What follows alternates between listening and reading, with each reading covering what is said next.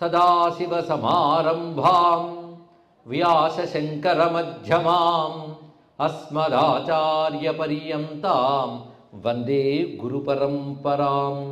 నారాయణం నమస్కృత్య నరం చైవ నరోత్తమం దేవీం సరస్వతీం వ్యాసం తతో జయముదీరయేత్.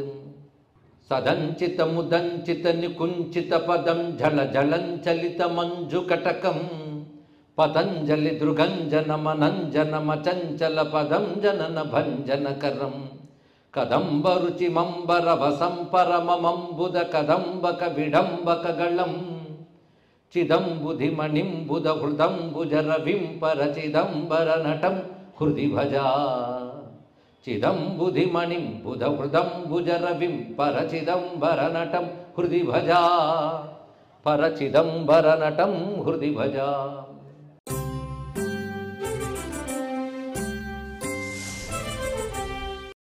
తస్య సూనురభుద్ధీమాన్ పావకాదివ పావక.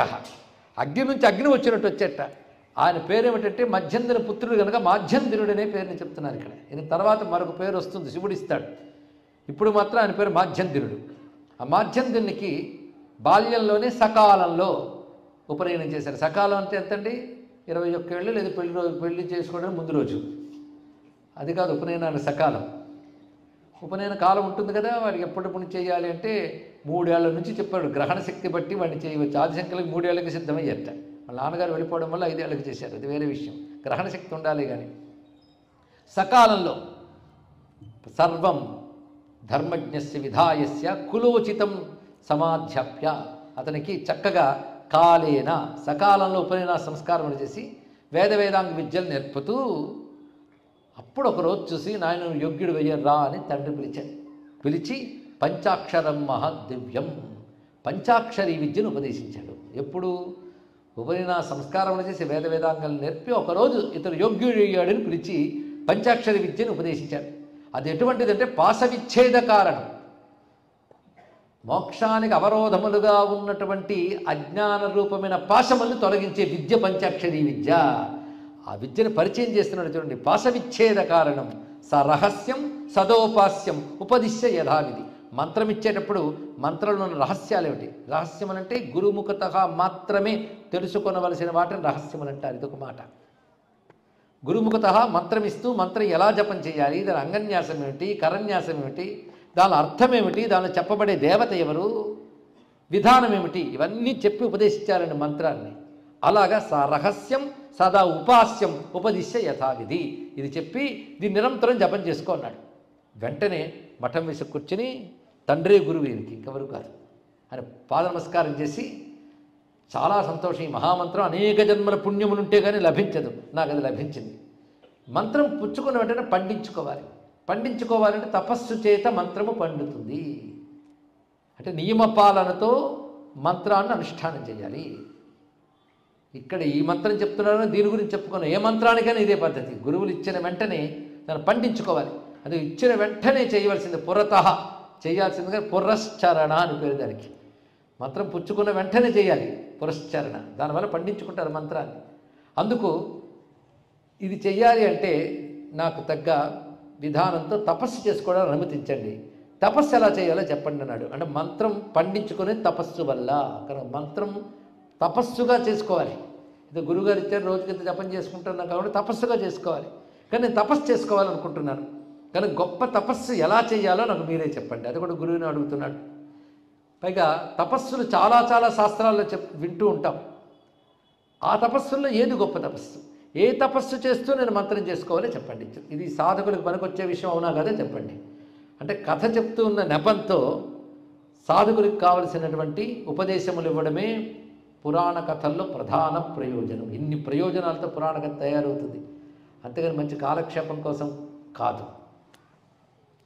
సాధకుల కోసం ఉపన్యాసమైన పురాణమైన సాధకుల కోసం, not for time pass. It is only for seekers. తెలుసుకోండి. ఇక్కడ సాధకుల కోసం అది. అలా ఆ దృష్టితో వినాలి. ఇక్కడ వచ్చిన ప్రతి ఒక్కరూ సాధకులు అవ్వాలి.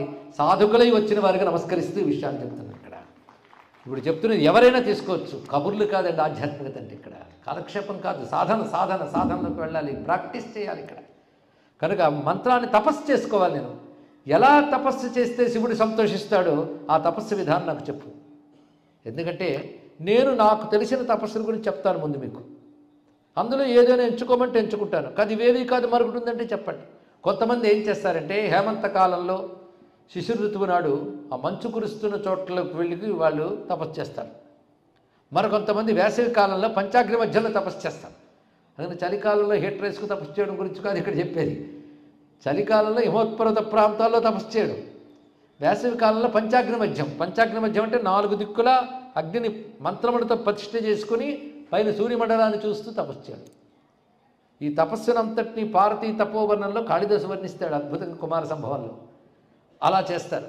కొందరు ఏకాంత ప్రదేశాల్లో తపస్సు చేస్తారు, కొందరు శివక్షేత్రంలో చేస్తారు, కొందరు పర్వత శిఖరాల్లో చేస్తారు, కొందరు గంగాది పుణ్యతీర్థాల్లో చేస్తారు, కొందరు కొన్ని చెట్లు మూలాల్లో చేస్తారు, అంటే చెట్టు మొదట్లో కూర్చొని చేస్తారు, కొందరు పర్వత గుహల్లో చేస్తారు. ఇలా రకరకాల తపస్సులు విన్నాను. ఈ తపస్సుల్లో ఏది గొప్పది? పైగా కఠోరమైన ఉపవాస దీక్షలు రకరకాలు ఉన్నాయి. తపస్సులు ఎన్ని రకాలు ఉంటారంటే నీవార ముష్టింపచులు వీళ్ళు ఒకరు ఉంటారట. మరికొంతమంది శిరోంచ ప్రక్రములు, రకరకాలు ఎలాంటి తపస్సులో. ఇన్ని రకాల తపస్సులు నైమిషారణ్యంలో దర్శనమిచ్చారని పురాణంలో వర్ణిస్తారు. ఎంతమంది తపస్సులు ఉన్నారో నేటికి భారతదేశంలో ఉన్నారు, వారికి నమస్కారం చేసుకోవాలి. రకరకాల తపో మార్గములు ఉంటాయి. ఇందులో ఏది గొప్పదని కాదు, అన్నీ గొప్పవే. ప్రతి మార్గంలో గొప్పవాళ్ళు ఉంటారు. కానీ ఆధ్యాత్మిక మార్గం ఇదే అని ఎక్కడా లేదు, అనేక మార్గములు ఉన్నాయి. అయితే ప్రతిదీ శాస్త్రం చెప్పినదై ఉండాలి. శాస్త్రం చెప్పిన అనేక మార్గాల్లో అనేక రకాల తపస్సులు ఈ సనాతన ధర్మంలో కనబడుతూనే ఉంటారు, ఒకే మార్గంలో కనబడతారు. నాకు నువ్విచ్చిన ఈ మంత్రాన్ని నేను పండించుకోవాలనుకుంటున్నాను, ఏ తపస్సు చేస్తే గొప్పది అని అంటే ఒక చిరునవ్వు నవ్వి మాట్లాడుతున్నాడు ఎవరు? మధ్యంతరి మహర్షి కొడుకుతో. పదమాస్థాతుమాస్థాచేత్ కురు సేవాం ఉమాపతే. అన్నిటికంటే గొప్ప తపస్సు ఏంటంటే శివుని సేవించడమే గొప్ప తపస్సు. నువ్వు కఠోరమైనటువంటి ఉపవాసాలు దీక్షలు ఇవన్నీ గొప్ప తపస్సులు కాదని నేను అన్నాను. కానీ శివారాధన చేస్తూ మంత్రజపం చేయడమే గొప్పది, ఇంకోటి లేదు ఇక్కడ. ఇక్కడ శివుని పూజిస్తూ, శివుని అర్చిస్తూ, శివుని స్మరిస్తూ, శివుని కీర్తిస్తూ తపస్సు చేయి, అదే గొప్ప తపస్సు. ఎంత సులభం చేసేయండి. ఎందుకంటే అదంత తేలిక కాదు. శివారాధన చేస్తూ శివజపం చేయడం, దాన్ని మించినటువంటి తపస్సు మరొకట్లేదు. శివసేవయే తపస్సు. అందుకే భోగం యోగం, భగవంతుని తలంచుకుంటూ ఆనందించడమే నిజమైన భోగం. అందుకు చేసే సాధన యోగం. యోగం 5 రకాలుగా ఉంటుంది, శివయోగం 5 రకాలుగా ఉంటుంది. ఇది చెప్తున్నాడు మధ్యంతరి మహర్షి. జ్ఞానం శివమయం, శైవీ భక్తి, ధ్యానం శివాత్మకం, శివజ్ఞానం శివధ్యానం, శివవ్రతం, శివయోగో హి పంచధా. 5 విధాలుగా ఉంటుంది శివయోగం. 5 ఎవడు కలుపుకుంటాడో వాడి పేరు శివయోగి. 5 ఉండాలి జీవితంలో. మొట్టమొదటి చెప్పింది శివజ్ఞానం. గురువు వద్ద శివుడి గురించి తెలుసుకోవాలి. ముందు జ్ఞానం, జ్ఞానం లేనిది భక్తి లేదు. కొంతమంది భక్తి వల్ల జ్ఞానం అంటారు, జ్ఞానం వల్ల భక్తి పండుతుంది, భక్తి పరాభక్తి అవుతుంది, పరాభక్తి వల్ల ముక్తి. తెలుసుకోవాలి. జ్ఞానం అంటే పరమాత్మని తెలియజేస్తున్నది. పరమాత్మ అంటే ఎవడు? ఆ శివుడు ఎవరు, ఏమిటి? ఇందాక చెప్పుకున్న హృదయంలో ఉంటాడు, విశ్వమంతా ఉంటాడు, విశ్వాతీతుడే ఉంటాడు, రూపం ఉంటుంది, రూపం ఉండదు, ఇలా తెలుసుకోవడం భగవంతుడి గురించి. ఇది జ్ఞానం. జ్ఞానం తెలుసుకోగానే మీద ప్రేమ పెరుగుతుంది. దానికి సంబంధించి పూజాదికాదులు చేస్తూ ఉంటారు. అలాంటి ప్రేమ గౌణ భక్తి అంటారు, అది రావాలి. కానీ జ్ఞానం శివభక్తి. మూడవది శివధ్యానం. ఈ మధ్యలో శివభక్తి, శివజ్ఞానం, శివభక్తి, శివధ్యానం. అది జ్ఞానం శివమయం, శైవీ భక్తి, ధ్యానం శివాత్మకం. మూడవది ధ్యానం. మొదటిది జ్ఞానం, రెండవది భక్తి, మూడవది ధ్యానం. ధ్యానం అంటే మనస్సు నిలబెట్టడం. మొట్టమొదటి నిలబెడితే తర్వాత తెలుస్తుంది కాదు, తెలిస్తే కానీ ప్రేమ పుట్టదు, ప్రేమ పుడితే కానీ నిలబెట్టం. అదే క్రమం ఎంత బాగా చెప్పాడు చూడండి. శివజ్ఞానం, శివభక్తి, శివధ్యానం. దాని తర్వాత చెప్పబడుతున్నది శివవ్రతం. శివవ్రతం చేయాలయ్యా అన్నాడు ఇక్కడ. శివార్చన, శివవ్రతం. 4వది శివార్చన, 5వది శివవ్రతం. శివవ్రతం అంటే నియమపాలన. ఇవాళ సోమవారం శివుడికి ప్రీతి అని ఉపవాసం చేయడం ఒక వ్రతం. అలాగే ప్రదోషకాలం వస్తుంది, త్రయోదశి సాయంకాలం ఉన్నప్పుడు, అది శివుడికి ఇష్టమైన ప్రదోష వ్రతం చేయడం. అదేవిధంగా ఇంకా చాలా వ్రతాలు ఉన్నాయి. శివరాత్రి వ్రతములు, నక్త వ్రతములు, మాఘమాస వ్రతములు, శ్రావణమాస వ్రతములు, ఇలా శాస్త్రములు ఎక్కడెక్కడ శివవ్రతాలు చెప్పారో అవి చేసి ఆచరించడం. ఈ 5 ఎవడు ఆచరిస్తాడో వాడు శివయోగి అని పేరు. ఈ 5 శివయోగములను చెప్పబడతాయి. మరొక్కసారి చెప్పుకుందాం. జ్ఞానం శివమయం, శైవీ భక్తి, ధ్యానం శివాత్మకం, శివార్చన శివవ్రతం, శివయోగో హి పంచదా. ఈ 5 చేస్తూ నేను చెప్పిన మంత్రాన్ని నువ్వు సాధన చేయి, అదే తపస్సు మరొకట్లేదు. అది శివసేవార్చనం కర్తుం యది వాంఛా తవోత్తమం అలమన్యేన తపసా సర్వం తేనేవ లభ్యతే. ఈ 5 యోగములతో శివుణ్ణి సేవించడమే శివసేవ. శివసేవ అంటే ఈ 5. ఈ 5ంటితో శివసేవ చేయాలనే వాంఛ నీకు కలిగితే ఇతర తపో విధానాలు అక్కర్లేదు, ఒక్కడే చాలు. ఇక్కడ భవోపి స్యాత్ పరిత్యక్త దూరత పాపబంధన. అంతేకాదు దీనివల్ల సంసార బంధములు సంపూర్ణంగా నశించి క్లేశములు తొలగుతాయి సుమా. అంతేకాదు ఎవడు చంద్రార్ధశేఖరుడో, అవడు కరుణామృత స్వరూపుడో అతని సాన్నిధ్యం ఈ తపస్సు వల్లనే లభిస్తుంది, మరొక కారణం చేత కాదు. అనగానే వెంటనే సంతోషించి, స్వామి ఇంతవరకు చెప్పినవన్నీ బాగున్నాయి, కానీ ఈ సాధన చేసుకోవడానికి కూడా ఒక చోటు మంచిది కావాలి కదా, అలాంటి చోటు ఏదైనా చెప్పు అన్నాడు. చోటు ఒకటి మహాత్మ్యం ఉంటుందండి ఎప్పుడైనా. స్థాన మహాత్మ్యం, దేశము కాలము పరిస్థితి అని 3 ఉంటాయి ఎప్పుడైనా సాధనకి. దేశం అంటే మనం ఉండే చోటు, కాలం అంటే టైం, ఏ సమయంలో చేయాలి, పరిస్థితులు అంటే చుట్టూ ఉన్నటువంటి అవకాశాలు, ఇవన్నీ సాధనకి అనుకూలంగా ఉండాలి ఇక్కడ. కనుక దేశం అంటే భూమి అంతా ఉంది, ఎక్కడ కూర్చొని చేయాలి? అన్నీ గొప్పవే కదండి. ఇందాక చెప్పినట్టు అన్నీ గొప్పవైనా ప్రత్యేకించి కొన్ని చోట్ల శక్తిని పొందుతాం కదా, అలాంటి క్షేత్రానికి వెళ్ళి సాధన చేస్తే మంచిది. ఈ శివసేవే అక్కడ చేసుకుంటే ఇంకా ఎక్కువగా ఫలిస్తుంది. అదే పెద్దలు చెప్తూ ఉంటారు, శుచిగా ఉన్న ఇంట్లో చేస్తే చేసిన దానికి చేసినంత ఫలితం. ఎక్కడ? శుచిగా ఉన్న ఇంట్లో, సదాచారం పాటించే ఇంట్లో చేసిన మంత్రానికి చేసినంత ఫలితం. అదే గోశాలలో చేస్తే 10 రెట్లు ఫలితం, ఆలయంలో చేస్తే ఇంకా, అదే క్షేత్రాలకి, స్వయంభూ క్షేత్రాలకి, తీర్థాలకి వెళితే ఇంకా ఎక్కువ. ఇలా కొన్ని చెప్తూ ఉంటారు రెట్లు ఫలితం అని. ఇక్కడ స్థాన మహిమ కూడా ఉంటుంది. కనుక నాకు ఇప్పుడు అర్థమైందంటే ఈ శివసేవ చేయడమే తపస్సు అన్నాం. ఈ తపస్సు చేసుకోవడానికి అనువైన చోటు చూపించు. ఎందుకంటే శివుడు తన సన్నిధిని వ్యక్తం చేసే చోట్లు ఎన్నో ఉంటాయి, నువ్వు ఎక్కడ చెప్తే అక్కడికి వెళ్తాను. అంటే ఏ దీక్షైనా గురువే చెప్పాలండి. గురువు మంత్రం ఇచ్చాడు, చోటు నేను సెలెక్ట్ చేసుకుంటాను కాకుండా గురువే చెప్పాలి చోటు. ఇక్కడ కానీ చోటు చెప్పు. సాన్నిధ్యం కురితే యత్ర శివ కారుణ్య విగ్రహ. దయాస్వరూపుడైనటువంటి ఆ స్వామి స్థానములు ఎన్నో ఉన్నాయి, నువ్వేదో ఒకటి చెప్తే అక్కడికి నేను వెళ్ళిపోతాను.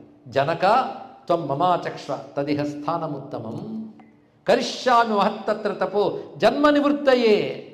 ఎందుకు తపస్సు చేస్తున్నానంటే మళ్ళీ సంసార బంధంలో పడకుండా ముక్తి పొందడానికై నేను తపస్సు ఆచరించడానికి తగిన చోటు చెప్పు. ఏది?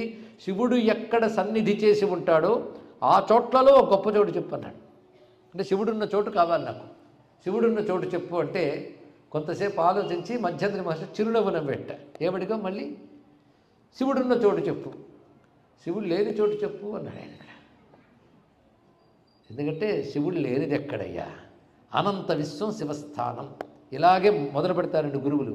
అంతటా భగవంతుడు ఉంటాడు, కానీ నువ్వు ఫలానా చోటుకి వెళ్ళి సాధన చేయని చెప్తారు. ఇక్కడ అంతటా భగవంతుడు ఉన్నాడేది పరమసత్యం, నువ్వు పొందవలసిన సత్యం. కానీ ఆ సత్యం పొందే వరకు మాత్రం ఒక చోటుకి వెళ్ళి చేసుకోవాల్సినదే. వాళ్ళు చెప్పే పద్ధతి అలా ఉండాలి. అందుకే శివస్య సన్నిధి సర్వ ప్రపంచోసౌ దయానిధేహే. ఈ వాక్యం అలాగే కొటేషన్లో గుర్తుపెట్టుకోవాల్సింది. శివస్య సన్నిధి సర్వప్రపంచ, సర్వప్రపంచము శివ సన్నిధే. శివుడు లేని చోటేది? నాస్త్యేవ పుత్ర సుమతే తద్విముక్తం జగత్క్వచిత్. ఆయన లేని చోటు ఇసుమంత కూడా లేదు, అంతా ఆయనే. అందుకే శివుడికి స్థాణువు అని పేరు ఉందిట, అంటే కదలకుండా ఉంటాడు అని పేరు. అంత డ్యాన్సర్కి ఆ పేరు ఏంటండి అంటే కదలకుండా తానుంటూ తనలో అన్నీ కదిలిస్తుంటాడు. అది విశేషం ఇక్కడ. మరి కదలకుండా ఉంటాడని పేరు ఎందుకు వచ్చింది అంటే కదలడం అంటే ఏమిటో చెప్పండి అన్నాడు ఒక ఆయన. కదలడం అంటే ఇదివరకు లేని చోటుకి వెళ్ళడం, అంతే కదండి. ఇక్కడ నుంచి వస్తువు కదిలిందంటే ముందు ఇక్కడ లేదు కనుక ఇక్కడ కదిలింది. శివుడు ఎక్కడికి కదులుతాడు? లేని చోటు ఏది? అంతా తానే. అందుకే ఆయన స్థాణువు అన్నారు అన్నాడు. ఇక్కడ కదలడానికి చోటే లేదు ఇక్కడ, అందుకే ఆయన స్థాణువు. కనుక ఆయన చోటు కానిదేని చెప్పు. తద్విముక్తం జగత్ క్వచిత్ నాస్తి. అది ఆయన లేకుండా ఎక్కడా లేదు. అంతేకాదు నేను ఈ మాట చెప్పడం ఊరికనే చెప్పడం కదా, ఎవడు ఈ స్థితిని భావిస్తాడో వాడు అందరికంటే గొప్ప సాధకుడు. అందుకే సర్వం శివం, ఈ ఒక్క వాక్యం చాలు. ఈ మాట స్కంద పురాణంలో ఒక చోట వస్తుంది. సర్వశాస్త్ర సారం ఒక్క మాటలో చెప్పండి అన్నట్టు గురువుగారి దగ్గరికి. ఎందుకంటే అంత స్పీడ్ యుగం, ఒక్క మాటలో కావాలి. పేరా కూడా చదివే ఓపిక లేదు. అదే న్యూస్ పేపర్ పేరుకు కొంటాం కానీ చదివేది హైలైట్లే. వాడికి కూడా తెలిసిపోతుంది. మొత్తం పేరా పెడతారు కానీ మధ్యలో బుల్లెట్ పాయింట్లు పెడతాడు. అదే వీడు చదువుతారని తెలిసాడు. రాయడం మొత్తం రాస్తారు. ఎందుకంటే ఎవడికి ఓపిక ఉన్నాయండి. అందుకే ఒక్క మాటలో చెప్పాడు చాలు అంటే నేను చెప్తానన్నాడు ఇక్కడ. ఎప్పుడు సుమారు కొన్ని నెలలు ఉపన్యాసం ఇచ్చిన తర్వాత గురువుగారికి దగ్గర శిష్యుడు అడిగాడు, ఒక్క మాటలో చెప్పండి అని. ఒక్క మాటలో చెప్పేశాడు, సర్వం శివం. అంతే, మనకి ఏమీ లేదు. ఒక్క మాట ఇంకా చెప్పండి, 2 పదాలే, సర్వం శివం. ఇది ఒక్కటి చాలు అన్నాడు ఇక్కడ. ఒక్కటి చెప్పడానికి ఇన్ని రోజులు ఇన్ని ఉపన్యాసాలు ఎందుకంటే కొన్ని తెలియకపోతే తెలిసి కూడా మమ్మల్ని ఇన్ని రోజులు వేస్ట్ చేయించారంటే ఈ ఒక్కటి అర్థం కావడానికి ఇన్ని రోజులు వినాలి ఆయన అన్నాడు ఇక్కడ. ఆ ఒక్కటి అర్థం కావడానికి ఇంత వినాలి. ఏం చేస్తాం ఇక్కడ? అరే మేగడ ఎంత వస్తుందండి? ఒక చెంచాడు సారం, దానికి గిన్నెడు పాలు కావాలి కదా. అలాగా కావలసిన సార వస్తువు పొందడం కోసం ఎన్ని వినాలో, ఎన్నో వింటే అప్పుడు తెలుస్తుంది ఏమని, సర్వం నేనే అని. కానీ సర్వం శివం అని ఎవడైతే తెలుసుకుంటున్నాడో వాడు ధన్యుడు, వాడు ముక్తుడు. ఎవడు సర్వప్రపంచం నా స్వరూపంగా భావిస్తాడో వాడు చిత్తం పరిపాకం పొందిందని అర్థం. అది అనుభవంకి వచ్చే వరకు భావించు, కానీ శివుడే సర్వమని అనుభవం వచ్చే వరకు శివుడే సర్వమని భావించు. ఇదే సూత్రం అండి, మరొకటి కాదు ఇక్కడ. శివుడి సర్వము అని కబుర్లాడటం కాదు, శివుడి సర్వమని అనుభూతి వచ్చిందా లేదు, అనుభూతి వచ్చే వరకు భావించు. శివుడే ప్రపంచము అన్నంత ప్రేమ ఉంటే ప్రపంచమంతా శివుడే అనే అనుభవం వస్తుంది. ఇది తెలుసుకోవాలి ఇక్కడ ఆ సూత్రం. తపప్పాక విహీనాస్తే జ్ఞానహీన వృధా జనా. ఎవడికి తపస్సు పండదో, ఎవడికి జ్ఞానం ఉండదో వాడి స్థితిని పొందలేడు. అటువంటి వాడి స్థితి కోసం చిత్తశుద్ధి చేసుకోవాలి, అంటే తపస్సు చేయాలి. ఆ తపస్సు చేయడం కోసం, భక్తులను అనుగ్రహించడం కోసం నేను క్షేత్రముల యందు ప్రకటింపబడుతున్నాను. అలాంటి స్థానముల్లో గొప్ప స్థానం ఒకటి ఉంది అని శివుడు చెప్పాడు. అదే నీకు చెప్తున్నానంటే మధ్యంతరి మహర్షి తేషు తిల్లవనం దివ్యం తపోవృద్ధికరం మహత్. తపస్సును ఎక్కువ వృద్ధి చేసే క్షేత్రం తిల్లవనం. పైగా ఒక్కొక్క మంత్రానికి ఒక క్షేత్రం ఉంటుంది, ఒక్కొక్క తపస్సుకు ఒక క్షేత్రం ఉంటుంది. కానీ నా పంచాక్షరీ మంత్రం పండడానికి గొప్ప క్షేత్రం ఏదంటే చిదంబరం. అక్కడికి వెళ్ళు. సర్వైర్ పురాణైస్తది ఉత్తమం పరికీర్తితం. అన్ని పురాణాలు దీని గురించి చెప్పారు సుమా అన్నాడు. చిదంబరం గురించి అనేక పురాణాలు ఉంది. ఆ మాటకు వస్తే వేదముల యందు చిదంబరం మహత్యం చెప్పబడుతుంది రహస్యముగా. యత్ పుండరీకం పురమధ్య సగ్గస్థం మంత్రం ఉంది. దహరం విపాపం పరమేశ్వభూతం యత్ పుండరీకం. ఈ శబ్దములన్నీ కూడాను చిదంబర రహస్యాన్ని చెప్తున్న వేదమంత్రములే. అక్కడున్నది విస్తృతమై పురాణాల్లో కనబడుతుంది. అంటే సర్వైరపు పురాణైస్తది ఉత్తమం పరికీర్తితం. ఆ తిల్లవనానికి వెళ్ళి నువ్వు అడవికి వెళ్ళిపో అంటే అడవికి వెళ్ళిపోతే సరిపోతుందా? అక్కడ ఒకటి ఉంది, నీకు చెప్తున్నాను రహస్యం. మధ్యంతరి మహర్షి చెప్తున్నాడు ఇది కొడుకుతో. తస్య మధ్యగతం స్థానం శ్రీ మూలస్థాన నామకం. అక్కడ మూలస్థానం వరకు చోటు ఉంటుంది. అక్కడ ఒక ఆశ్చర్యకరమైన రహస్యమైన శివలింగం ఉంది. అది ఒక మహాజ్యోతి. దాని పేరు మూలనాథుడు. ఆ మూలనాథుడు అనేవాడు వాడు అక్కడ ఉంటాడు. ఆయన దర్శనం చేసుకుని అక్కడ నువ్వు తపస్సును ఆచరించు. అక్కడ నీ తపస్సు పండిపోతుంది. ఏదైతే శివయోగం అని చెప్పానో ఆ శివయోగాన్ని నువ్వు అక్కడ చేయి. అది ఆ చిదంబర క్షేత్రం అని చెప్పకుండా తిల్లవనం అంటున్నాడు. ఆ తిల్లవనంలో ఆ శివగంగా నది తీర్థం సమీపంలో ఆ దివ్యమైన మూలస్థానం అనే లింగం ఉంటుంది. అతని దగ్గర నువ్వు ఉంటూ నేను చెప్పిన సాధన చేయి, సిద్ధి పొందుతావు అని చెప్తూ, అది ఎంత గొప్పదంటే ఆ తిల్లవనం. ఇవాళ నీకు చెప్పాను కనుక క్షేత్రం ఇవాళ ఉందనుకోకు, అది అనాది అనే క్షేత్రం. ఈ క్షేత్రాన్ని కొంతమంది సేవించి తరించుతూ ఉంటారు, అందరికీ అవకాశాలు ఉండవు కదా. ఒకప్పుడు వాల్కాలిను రాక్షసుడు ఉండేవాడు. ఈ రాక్షసుడు పరాక్రమంతో దేవతలందరూ నిర్వీర్యులైపోయారు. ఆ సమయంలో ఇంద్రుడు విష్ణువుని ఆశ్రయిస్తే విష్ణువు ఒక మాట చెప్పాడు, నాయన మీకు కూడా అప్పుడప్పుడు తపోబలం క్షీణించడం చేత శత్రువుల బలం పెరిగి మీరు ఓడిపోతారు, కానీ తపోబలం పెంచుకోవాలి. దేవతలందరూ ప్రభు నువ్వు ఇప్పుడు తపస్సును ఆచరించు. భోగానికి స్వర్గం కానీ యోగానికి భూమియే. తెలుసుకోండి ఇక్కడ, భోగానికి స్వర్గం కానీ యోగానికి భూమి, అందులో భూమి యందు భారతదేశమే యోగానికి. తెలుసుకోండి తపస్సు ఇక్కడ. అందుకే నువ్వు ఇప్పుడు ఈ వాల్కలిని జయించడానికి సాధన చేయాలి అంటే భూమి యందు ఒక క్షేత్రం చెప్తాను, అక్కడికి వెళ్ళు అని విష్ణువు బోధించాడు. ఎవరికి? ఇంద్రుడికి. అని ఎవరు చెప్తున్నారు? మధ్యంతర మహర్షి తన కొడుకు చెప్తున్నాడు. అక్కడికి వెళ్ళి నువ్వు నన్ను ఉద్దేశించి తపస్సు చేయి, అక్కడ నీకు సమాధానం లభిస్తుంది అని చెప్పగానే ఇంద్రుడు విష్ణువు యొక్క ఆజ్ఞ మేరకు బయలుదేరి ఆషాఢమాసంలో మొదలుపెట్టి కార్తీక మాసం వరకు వ్రతాన్ని ఆచరించాడు ఇంద్రుడు. ఆ వ్రత విధానం చెప్తారండి ఇక్కడ. ఎటువంటి విష్ణువుని ఆరాధించాడు అంటే పాలకడలిలో ఆదిశేషుని పర్యంకంపై పద్మనాభుడై రమాసేవితుడై ఉన్నటువంటి విష్ణువుని ఉపాసన చేశాడు. ఆషాఢ మాసం మొదలుకుని అంటే చాతుర్మాస్య వ్రతం అంటారే, దాన్ని ఆచరించాడు ఆయన దీక్షగా. ఆరాధించింది మాత్రం క్షీరశైలుడైన నారాయణుని. అతన్ని అనుగ్రహించడం కోసం క్షీరశైల నారాయణుడు అక్కడ ఆవిర్భవించి అనుగ్రహించాడు ఇంద్రుని. అనుగ్రహించి నీ తపస్సు పండింది, ఇప్పుడు నేను రాక్షస సంహారం చేస్తానన్నాడు. చేసింది మాత్రం విష్ణువే, కానీ వీని తపస్సు చేస్తే కానీ అనుగ్రహించలేదు. చూడండి, కనుక భగవంతుడే చూసుకుంటాడనకూడదు, వాడిని చూసుకునేటట్లు మనం తపస్సును ఆచరించాలి. ఇది బాగా గుర్తుపెట్టుకోవాలి. ప్రతివాడు అంత దేవుడే చూసుకుంటాడు, అంతా దేవుడే చూసుకున్నాడంట, అంత గొప్పవాడే నువ్వు. కాబట్టి లోకంలో ధర్మం దెబ్బతింటుందండి, ఎంతో ప్రమాదాలు జరుగుతున్నాయి ధర్మానికంటే. దేవుడే చూసుకుంటాడు, కానీ తమరి ఆస్తిపాస్తులు నేనే చూసుకుంటానండి, అవి దేవుడు చూసుకుంటాడు కాదు. సర్వం దేవుడి మీద వదిలేవు. ధర్మానికి ద్రోహం తగిలితే దేవుడు చూసుకుంటాడు, నీ మీద ఎవడైనా ద్రోహం చూపిస్తే నువ్వు చూసుకుంటావా? అందుకు పెద్ద పెద్ద వేదాంతాలు అన్ని చోట్ల వాడకూడదు. నువ్వు ధర్మరక్షణ కోసం నీ తపస్సును ఆచరిస్తే భగవంతుడు తప్పకుండా అనుగ్రహిస్తాడు. ఇది తెలుసుకోవాల్సింది. ఇంద్రుడు లోకరక్షణ కోసం అయినా తపస్సు చేయించాడు. చూడండి, ఇక్కడ ఆ తపస్సు చేసే విధానం వర్ణిస్తాడు. విష్ణువు కనబడేట్లు వర్ణించాడండి. శాంతాకారం భుజగశయనం పద్మనాభం సదేశం అన్న స్వరూపం, విశ్వాకారం గగనసదృశం మేఘవర్ణం శుభాంగం, అలాంటి స్వరూపాన్ని ఉపాసన చేస్తాడు. అప్పుడు కార్తీక మాసంలో కార్తీక దామోదర ప్రీతిగా చేస్తే అప్పుడు అక్కడ విష్ణువు ప్రత్యక్షమై అనుగ్రహించి తమహం నిగ్రహిష్యామి ప్రాప్తే కాలే బలోత్తమం, ఆ రాక్షసుని సంహరిస్తానని చెప్పి వాల్కర్ని సంహరించాడు.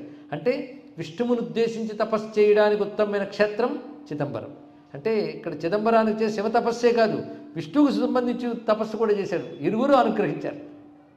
అలాంటి చోటు ఇది.